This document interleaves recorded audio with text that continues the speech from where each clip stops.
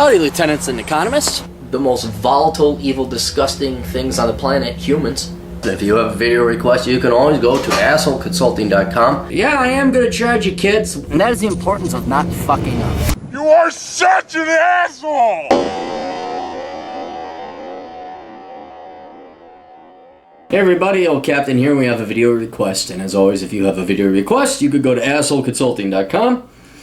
And if it's not a video request, you want it to be more of a private nature, you just have a question, you need some kind of consultation, advice, guidance, or wisdom, we do an email exchange as well. Skylar writes, "Hey Aaron, I just finished watching your video about Bitcoin and it got me thinking. You mentioned Cyprus and the confiscation of people's bank accounts. With the recent events taking place in Greece at the moment, I was wondering, are there clear warning signs that a government is going to seize people's bank accounts? And if so, what would those be? When do we need to start worrying and get our cash out of the banks? I live in Alberta, Canada, so I mainly ask about Canadian banks since that's where my money is, but I guess Canada and the US are not too different. And ever since the socialists were given the keys to the castle here in Alberta, I have extra motivation to know and understand the signs of governments getting ready to confiscate our money. Thanks so much, and let me know I owe you for this video, Skylar." Well, the socialists taking over in Alberta because Alberta is a province and not the national government. You don't have to worry about it there. State or local governments do not control the currency or confiscating banking policy, unless, I guess it technically could be, I don't know if it's the same in Canada, there are state-chartered banks. But that's a different world, obscure world we won't get into. But you do not have to worry about your local elections affecting directly anyway, whether or not they're going to give you a haircut or tax your bank accounts. But to simplify, are there specific signs? Yes and no, but if those signs start popping up, it's like, you better move, man. You better move really quickly. So let's understand why you would worry about your bank accounts being confiscated. Usually if your bank accounts are being confiscated, it's because the government has nowhere else to go to get money. The economy is so poor that they raise taxes. It would slow the economy down. Your net taxes being raised would go down. It's considered the laugh occurred by Arthur Laffer. Or people just throw the money in the underground economy, or you've just taxed the economy enough that any additional taxation, people are saying, fuck it, I'm going on the government dole. So you taxing your population is not good, or it's just politically impossible, not popular, so you're not going to do that. You already have a ton of debt and deficits. Your finances are so bad, like Cyprus and Greece, that no one's going to lend you money anymore. And in the United States, and to a lesser extent Canada, well, let's just take Canada out of it. The United States, we don't have to worry about that because we got the world's reserve currency. So we can say, fuck you, everybody wants to suck our dick.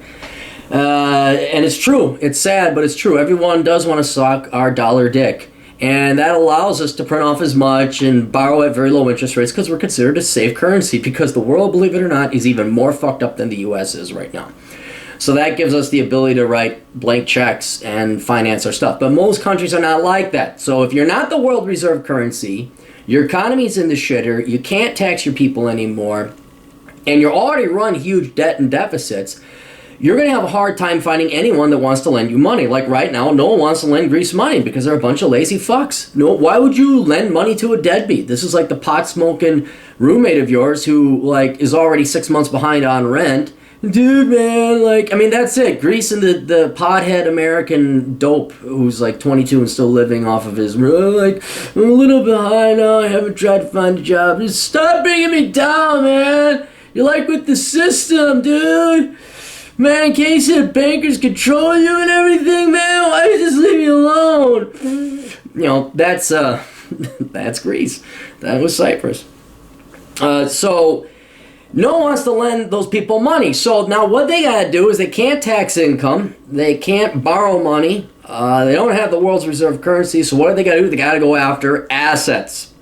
And that's very dangerous because now you're going after people's private property. You said, well, this is your money. We already taxed your income, we already taxed your sales, but now we're going to go after assets that you thought were yours. And you've seen this in other forms, like if you go through, especially in Latin America, South America, and former Rhodesia, South America, Zimbabwe now, they did land redistribution, where they just grab people's lands and oh, okay, you're white, fuck you, and we're going to give it to other people now. And that's a very, very short history of Zimbabwe and Rhodesia.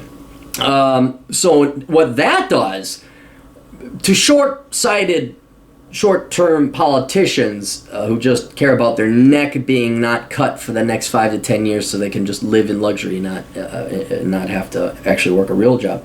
That does placate the masses a little bit because you're sticking it to the rich. You're sticking it to the rich. Fuck the rich.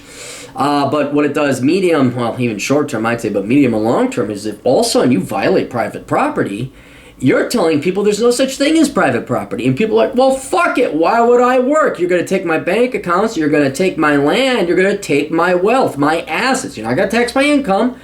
There's kind of an agreement. I work up $100,000. You take 40%. All right, now I get to determine whether or not that's a good deal for me. But after that, I should be able to keep my 60% if I agree to that. Oh, wait, no, I got to pay a percentage of my wealth now to you in the form of my bank account and all that. So those 4 or 5 things I mentioned before, where your government is so desperate and has no other sources of income to go and pay back debts, to pay off the bribe money to your parasite classes and your welfare bums, that they got to start taxing wealth. They got to start confiscating assets. That's the point in time you got to worry.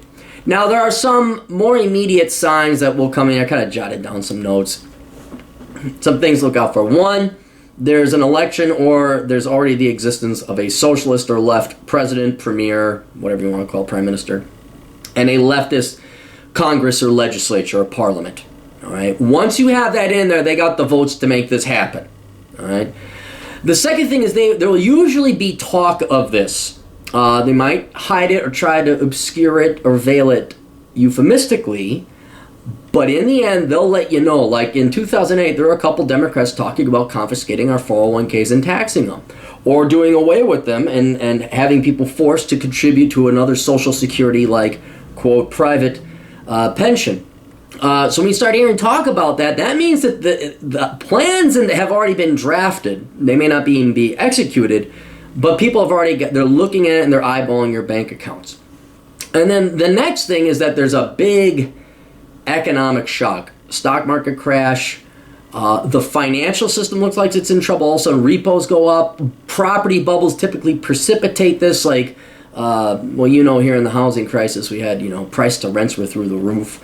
Dividend yields are insane, especially when that financial sector is in trouble, because then the government's going to have to bail them out. And if you don't have the reserve currency, you don't have your own. That's another thing. If you don't have your own currency, like you're part of the euro, you just can't print off more drachma or Deutschmarks or what was the fake one? Figgy-foos. I came up with a new mythical currency called Figgy-foos.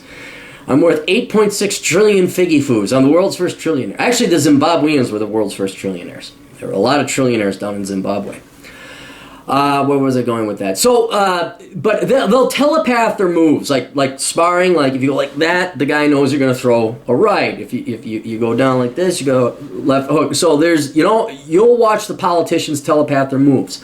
But here's the thing, especially in Canada, but most other places, interest rates are so low. Heck, some places interest rates are negative that you're basically paying the bank to be a safekeeper of your money. And if the finances of the government are so bad that you got to worry about a 7, 5, 10, 25, 50% haircut or confiscation of your bank accounts, dude, there's a lot lower chance of that happening from a thief coming to your home and stealing it. So what I'd recommend is get a goddamn safe.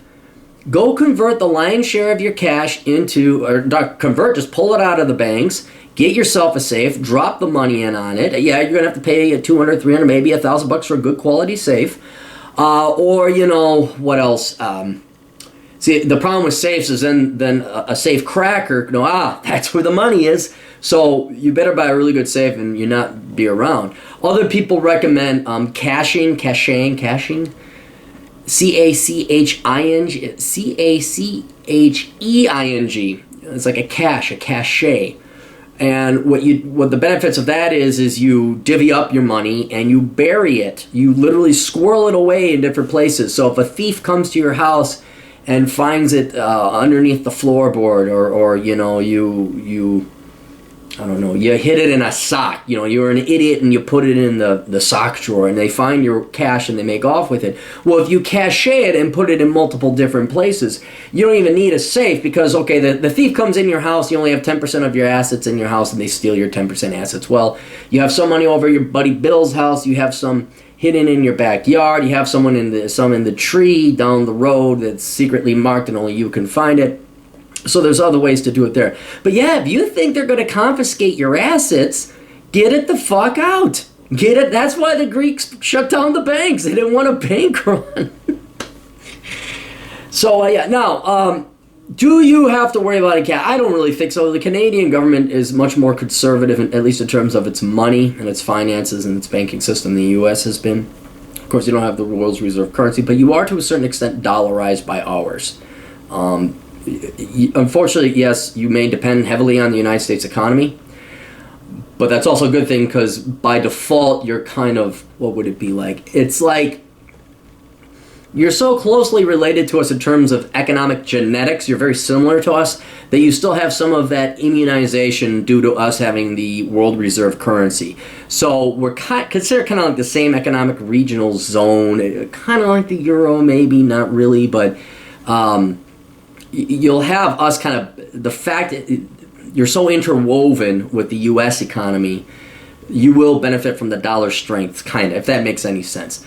But your finances are typically better, especially the banking. When I saw what the banks were doing here versus the banks up there, I think you guys are in better shape.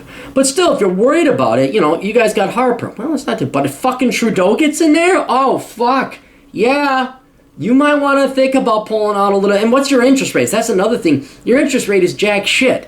What, 1-2% maybe? It's not worth it. You know, your money's just sitting there. You might as well go and invest it somewhere, or at least have it out and be safe. So anyway, so that's what I recommend. You know, don't better soon than sorry. Better late than never. No, if too late, too little, too late is the axiom, I guess is the word I'm looking for.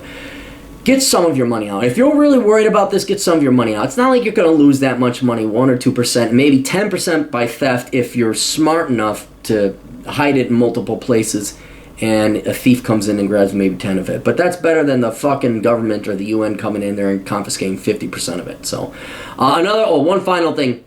If you look at the Cyprus, I read an article like what it finally boiled down to. If the poorer you are or the lower your balance is, the less likely it's to be confiscated. Because remember, the politicians are going to confiscate the rich because they don't want to lose their votes. So, and if you only have like say $10,000, I don't think they're going to come after you. But still, it's up to you. If you think, oh my God, it's going to happen. Yeah, it could, but they don't go after small fry. They typically don't. Anyway, best of luck to all of you. Toodles.